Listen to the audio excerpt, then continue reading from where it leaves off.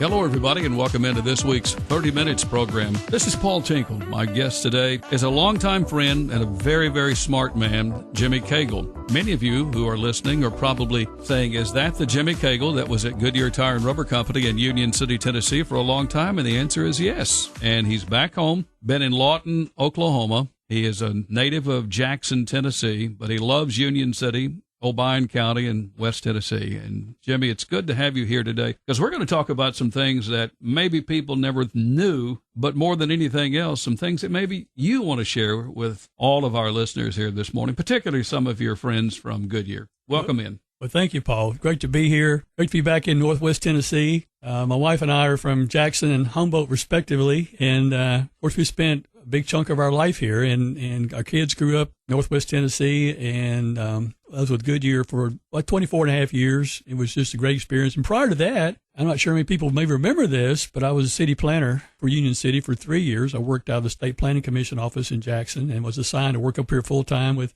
Don Thornton and the group at City Hall, and a great experience. So when the opportunity came along later on in, I guess, 1984, to join Goodyear and to be the communications manager, I knew a lot of people here already, knew the area. Great experience, had a great time here. It's great to be back, and a lot of memories from back at that time. And also, every time I guess I go to a grocery store or Walmart or someplace, I look around and the people, and the city's changed quite a bit, community's changed quite a bit, but there's still a lot of friends that run up to me and we get talking, and it's kind of hard to get away from them, really. And I thoroughly enjoy my relationships with everybody here prior to leaving in 2009 and coming back last year. It's been wonderful to be back with everybody and to get back into watching high school football and talking to Marty Cisco and being a part of the city and county again. I will tell you this: some people have said, "Well, I didn't know you were back," but the situation was I came back a year ago, April, and my mother was not doing well. So the first year I was back, my brother and I were really taking care of her a lot. I was in Jackson a lot, several times a week with her and my brother. My brother was great. He watched after her while I was away for 13, 14 years. So I didn't get a chance to come back and get right back into community affairs and go out and see people and do things I normally would have done. It took a little while to get back into that swing because of her situation. She passed away in March, and so starting April, May, I guess, we've kind of got back more into the community and done more things. So it's been good. You had a very important position at the Goodyear Tire and Rubber Company plant during your tenure. I know that because you and I, sometimes we have to be professional, and other times we get to be buddies. Right. And I know your character of being among the best in what you have done. I appreciate that. In those years that you were with Goodyear. You lived in Jackson, Tennessee, and you spent time there. And how did you learn how to be a journalist first and to be able to know what a PR person does? How did that come about? Well, it's a good question. When I started college, I went to Union University. Well, let's go back. You graduated high school from Jackson Central Mary. Which before that you Jackson High. Okay. All right. So go back. We're dating sometime. That's right. Football, baseball, academics, and then went to Union. I was in pre-med for 2 years, and I took this course, which I guess those who advance in their careers in the medical profession, course was called Organic Chemistry. And I could not visualize how molecules would come together. The professor would be up there trying to talk about explaining it to us as a class. And some of my compadres went on and did real well, in the field, but I couldn't do it. So anyway, and I really had interest in other things as well. Had a good friend, I had several friends who worked for the Jackson Sun who were sports writers. And interestingly enough, in the, I guess, early 70s, at one time, I think there were 9 of us who were stringers for the Jackson Sun sports department. Okay, we'd go out on Friday nights, cover high school football. In basketball season, we'd be out every Tuesday and Friday nights. And, of course, every day there would be, editions with our names being bylines as far as writing stories of mostly high school games, football, basketball, baseball. I did Golden Gloves boxing covered a golf event one time. So that kind of opened the door. Got me into it, and really helped me in writing, in the writing profession as far as as things progressed later on in my career. After 3 years, I kind of got, I guess, tired of it, being on the road a lot. But I tell you what, at that time, I knew wherever high school football stadium was, wherever high school basketball arena was. I mean, I really did. But we left. We got married. My wife and I got married, went to graduate school later on in Knoxville. At the same time, but before that, I guess, I was city planner for the State Planning Commission. I worked with Ripley, worked with Halls, worked with Lauderdale County, worked with Somerville. Went to graduate school. I got a master's degree in city planning. Came back to Jackson after a year in South Carolina. My wife went to nursing school. We had a baby boy. At that time, a good friend of mine, we grew up together, was the sports editor of the Sun, and he took me to lunch one day and said, "I want you to come back and work for me at the paper too." I was always part-time. I was never full-time. And I said, "Bill, I really don't want to do that." He said, "Yeah, I need you to come back. You know, the other guys aren't doing it anymore, and we're really kind of compressed as far as the staff. You've done this a lot. I need you to help do this again." I said, "I really don't want to do that." He talked me into it. I go back to the Sun's office on a Friday night, high school football games. Coaches are calling in scores. The computer systems were just coming into play, and I couldn't figure things out. So he calls me the next morning and says, "How did it go?" I said, "Not very well. Don't call me again, Billy. I'm not going to do this again." Well, he called me again, and guess what? I did it again. And that launched me into another 3 years in sports writing with a paper. And I covered games all over the place and had a lot of fun doing that. So that was my entry, I guess, into PR communications. And it's kind of a long story. I didn't mean to get into details too much, but it really paid off dividends. I'll tell you a quick story. I'm at a Bible study before we went to Oklahoma, and this lady was there, and she's talking of course, our prayer time, and she's talking about a coach who just passed away. I said, "What's his name?" And she called his name, and I said, "I know him.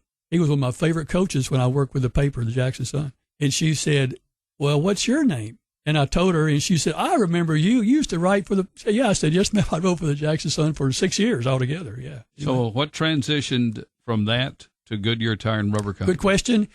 When I was city planner here, I had a chance to work with a lot of community leaders and really enjoyed it. Fred Steele was plant manager. Ben Miller was HR manager, and they approached me about taking the position of PR manager at Goodyear.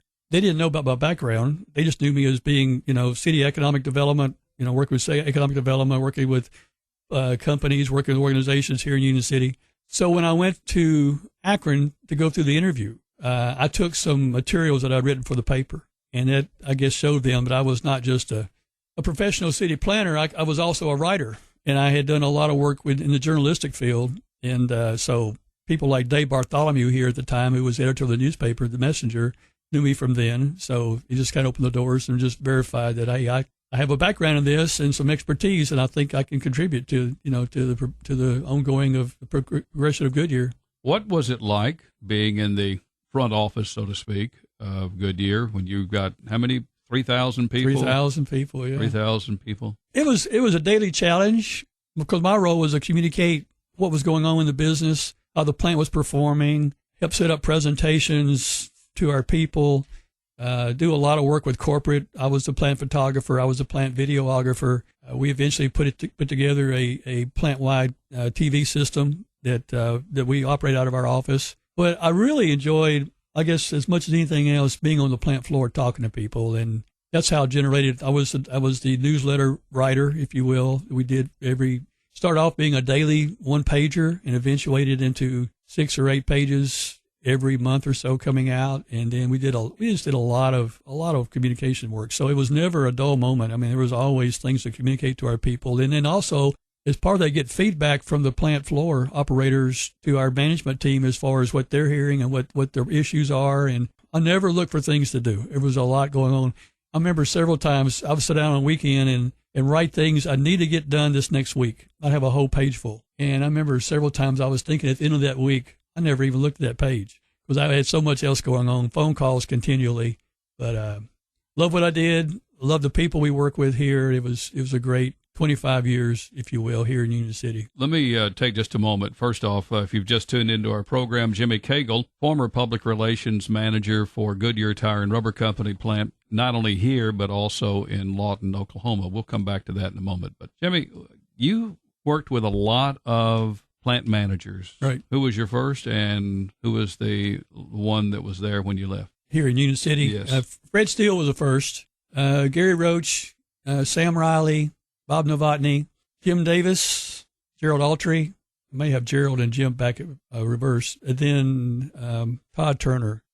Todd was the last one I worked with here. He just come back from Brazil, Americana Brazil plant. Did you know Dick Davies when he was? I knew Dick.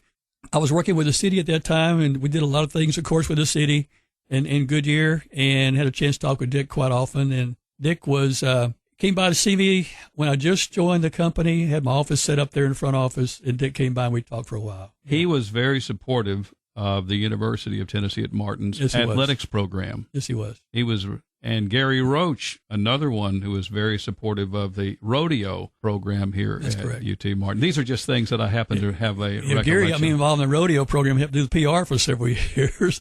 I didn't know much about it, but it was fun. I learned a lot. What is it that makes a good manager of this many people? And I'm talking about plant manager. What does good look like or sound like? It's a combination of several things. If I were to say in terms of a plant manager, I can tell you about what I think would be makes a good PR manager, but I would talk about plant manager, if you will. I think it's knowing the people. First off, knowing the business. Okay, you've got to know what tire making is all about in our field. Knowing the people, knowing how the corporation works, and how to work with corporate leaders to engineer new products like we did quite often up here at the plant. You may have seen the signs on our front fence, new this, and they'll always introduce in Union City, Tennessee, right? A lot of us remember those days. And then that's also a PR position because you've got to interact with the community quite a bit and know how the community leadership is thinking and work with them. So there's a lot of facets that go into a good plant manager. I've got to believe that you probably had as many contacts as anybody does because they're always calling and asking for something, or maybe, we need you to come do so-and-so. But that's a very big job. To me, at least, I would think so. I would come home a lot at night, I wouldn't say strung out, but there was a lot going on every day. The days, as far as the hours, I don't know. I never thought about the hours. You just do the job. And if you love it, and I love it with a passion, We had a meeting in Akron one time. I remember our director asked a question. There was 8 or 10 of us from different plants who had the same position as me. And he asked a question, what is the number one attribute that a public relations person or communications manager should have? They went around the room and different ones. They were from Texas and Illinois and Akron and North Carolina and, of course, Oklahoma and different places. And I was the last one, to speak. And we went around the table, came back to me. And people were saying, got to be able to write, got to be able to do video, got to be able to speak in public, It came to me. I was the last one. And so Bill turns to me and says, what do you think, Jimmy, is the number one attribute that a person should have in this field? And I said, want to. He said, define that. And I said, you've got to want to do it because, you got to be a self-starter. You got to be interested in what you're doing. You've got to love it with a passion, which I think I did. Just really enjoyed doing it. And it's just, you don't really think about the hours or the time. You just, you jump in there and take care of business, whatever it may be. You spend a lot of time answering questions, putting out little fires as they are. But there are other things that the public relations department has done through the years, and that is working throughout the community. The community and Goodyear had a really good relationship. I think very good.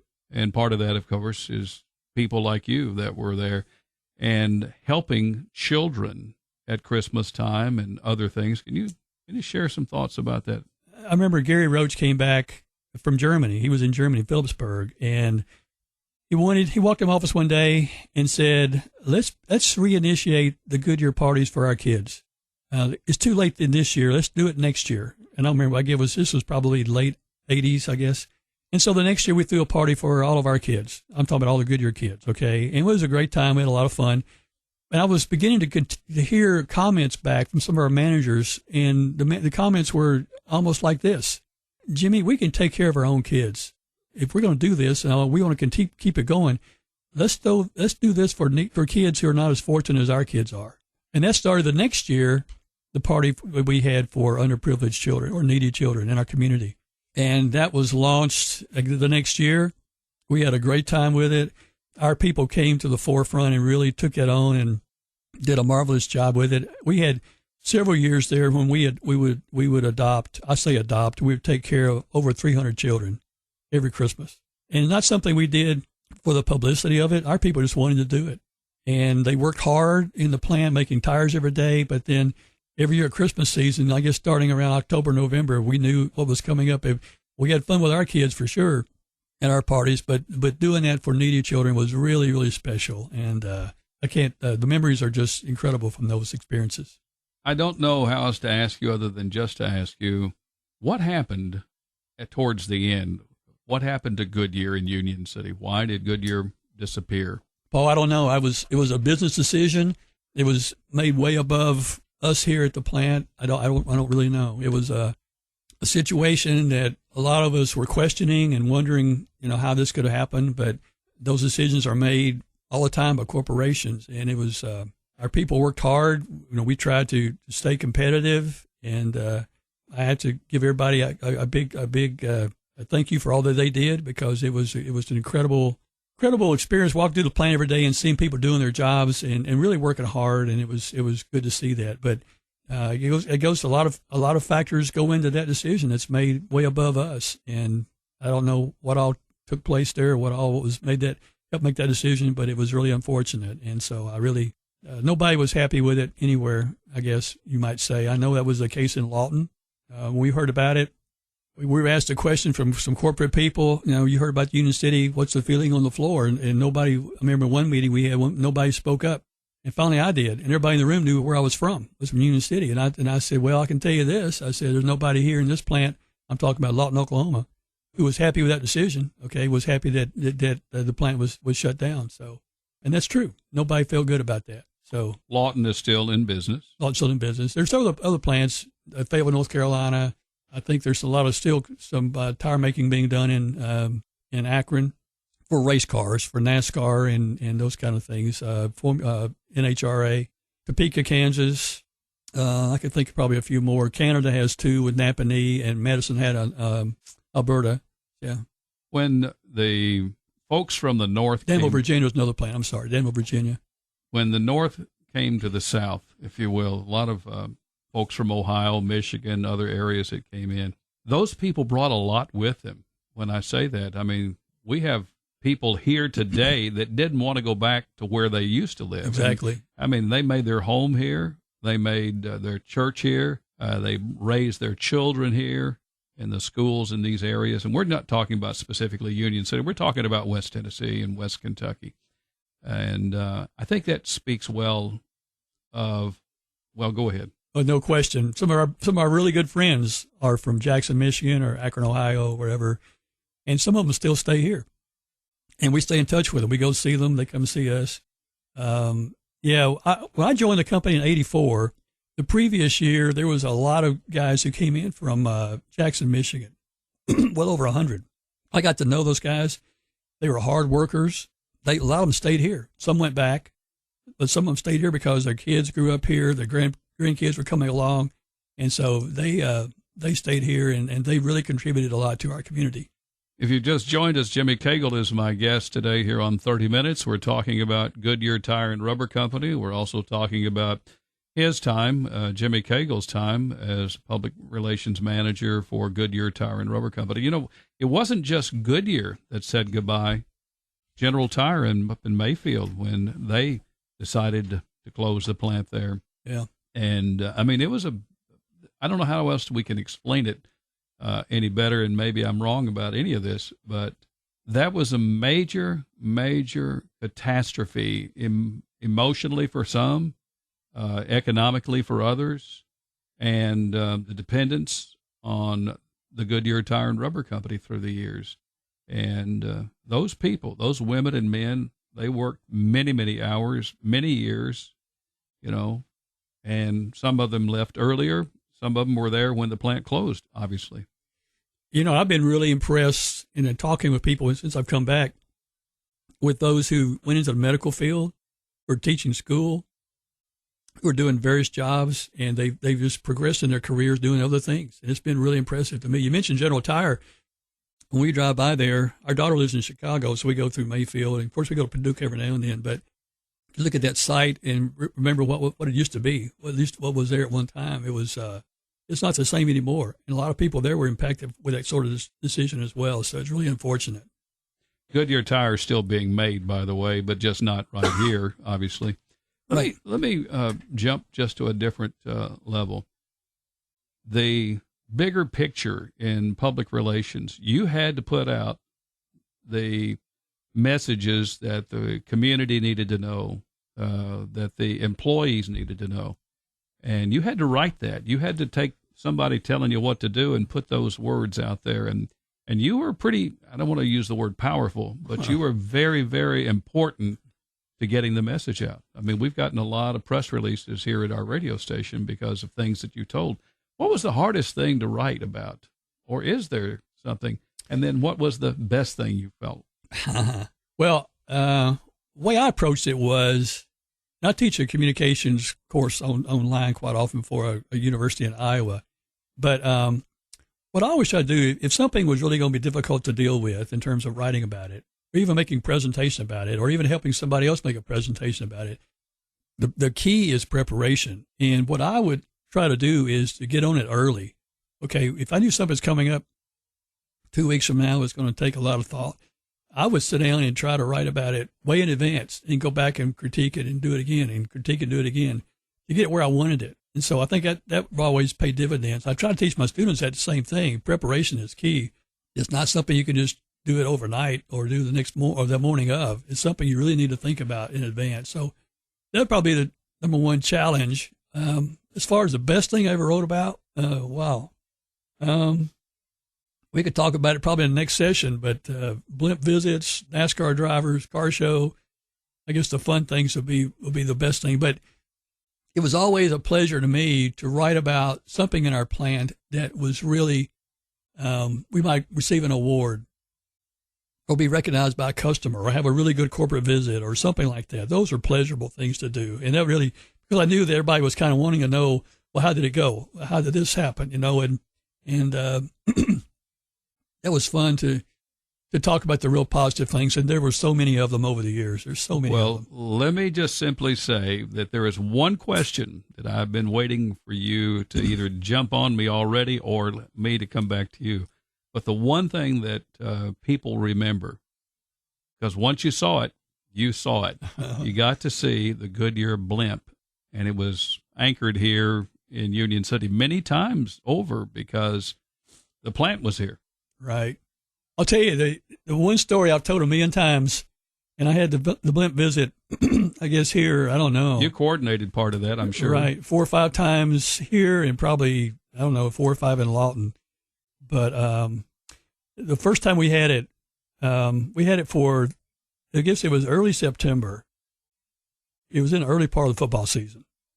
And we looked at the calendar, and lo and behold, all 4 local high school football teams were playing at home that Friday night, and the blimp was going to be here. It was here like Thursday, Friday, Saturday, if I remember. So I talked with the crew, the pilots and the crew, and they can only work, I guess, by FAA regulations, maybe like 8 hours a day, right? So we had to break up our second day. We did a few rides, but we allocated the evening time, okay, to go to the 4 high school football games. Okay, we started off at Central, and the blimp was there at kickoff. The blimp came up to Union City and hovered over the football field. I think you probably could have stopped the game. It was just incredible. It had the night sign going, right? Went up to South Fulton and Fulton, did the ball games there, and came back to Union City, and because it was getting toward the time to get back to the airport, and just, again, just floated over the stadium. It was, I'll never forget that. I'll never forget being at the top of the stadium and talking with the pilot and his team, you know, and what they were doing. It was remarkable. It was beautiful. Who is the most famous person that you met when you were at Goodyear? And you got to be quick about this now. Okay, Richard Petty, probably. We hosted him after his farewell tour. That was a big, big event. We had arranged, there's a story behind there. We had him arranged to be the Grand Marshal of Fall Fest Parade in Union City. Another one, which may take a little time to tell about, was Albert Gore. We went through the takeover attempt in 1986. You know, the company there was an attempt to take us over by James Goldsmith and Hanson Trust and some others. It was a really tough experience for all of us. So when it was all over and his shares were bought and we freed ourselves from any takeover attempt, Albert Gore heard about it. He was senator. And he wanted to come and talk with us. At the same time, the chamber here, we worked out with the chamber. The chamber invited him to be guest speaker at their Saturday night annual dinner, right? But Paul, I'll never forget. My wife and I had a yard sale, and we heard on, I guess maybe your radio station or somewhere, that Gore was coming to Union City, okay, but he was about to announce he was going to run for president. So Senator Gore pulls up, and my director heard, he and I talked about this, and so he arranged with our chairman, Bob Mercer, wanted to come down and be a part of that conversation in front of the Chamber of Commerce leadership here. So we had Senator Gore and our chairman. It was an issue where we could not get the senator in the plant because the media were out there all over him about he was going to announce he's going to run for president, right? And of course, he didn't confirm it, but he had to talk about it. It was incredible. Here I am in the plant with a lot of media, a lot of chamber friends, management team, and our chairman, and our chairman's waiting on a Saturday afternoon at 3 or 4 o'clock in the afternoon. We couldn't get Senator Gore in the plant because of all the attraction. He was considering running for president. So anyway, it went great, but there's probably some others. Board chairman, customer leadership. A lot of company leaders came in from other automotive companies, et cetera. But and I guess of course Ned Ray and people like that at that level. Senator Frist came in our plant after he became senator. I go back and think there are probably others. Of course, John was always welcome. John Tanner, he was always welcome at the plant. So anyway. You have a lot of people to thank who what you have done, including media such as us. But I guess the last thing that we can just tiptoe on, and that is there hope you see again for another opportunity in our lifetime where we'll see another Goodyear Tire and Rubber Company plant kind of industry, do you think? Yeah. When I came back, I had been working with the Oklahoma Department of Commerce for about 16 months. I was the automotive director, recruiter for the state of Oklahoma. And I had a chance to see that side of the fence, that side of the picture in terms of economic development, the sort of thing that Lindsay does here in Union City. And I guess who's the guy who works economic development here in Martin? Know him really well. Anyway, so they right now, I think in recent months, there's been, I think, a reluctance to talk much about economic development, only because everybody was waiting to see how the presidency was going to turn out as far as the election. And so there was it used to be a lot of activity 2 or 3 years ago, really kind of slackened off. As far as a big corporation coming to Northwest Tennessee, I'd love to see it. You've got to have the infrastructure in place. You've got to have the sites ready for it. You've got to have highways ready for it. You've got to have, I mentioned infrastructure, water, sewer, that sort of thing. There's a lot to do with that. And I don't know what the plans are of what the economic activity is now at the state level looking at Northwest Tennessee. We see it going other places. It would certainly be very welcomed here. I think we'd all just jump on board and try to make that happen if we could. But, I don't know what Goodyear's plans are. I'm far removed from that, not just in terms of position, but in terms of time. I don't work there anymore, but I'm sure there's always a Plan X, as we used to call it, a Plant X that's out there that they're looking to build sometime in the future. Where that might be, I don't know. I don't know what the plans are, but it would certainly be welcome, and we'd love to see it. I think we'd all be very, very supportive if something like that were to happen. Yeah. Jimmy Cagle, our guest today on 30 Minutes. Jimmy, it's been great just sitting here reminiscing, but more importantly, kind of giving us some of the stuff on the inside. And that's a good part of what we do here. And sometimes we have to take our own megaphone and tell people what we're doing. But more importantly, there are some things that do so many people that do so many things behind the scene that make our community better. And much like what Goodyear did in its tenure here, helping people with stories that you could go on for an hour. Absolutely. I go on for days. Yeah. Thank you so much for coming in. Thank you, Paul. That's our program today. Thanks so much for listening, everybody. Jimmy Cagle has been our guest, former public relations manager for Goodyear Tire and Rubber Company. Hope you've enjoyed our program today. Paul Tinkle, pre-recorded here on Thunderbolt Broadcasting. You've been listening to 30 Minutes, a community affairs program on Thunderbolt Radio. You can listen to this broadcast and others anytime by visiting thunderboltradio.com and following the Thunderbolt Radio and Digital YouTube page. Thanks for listening.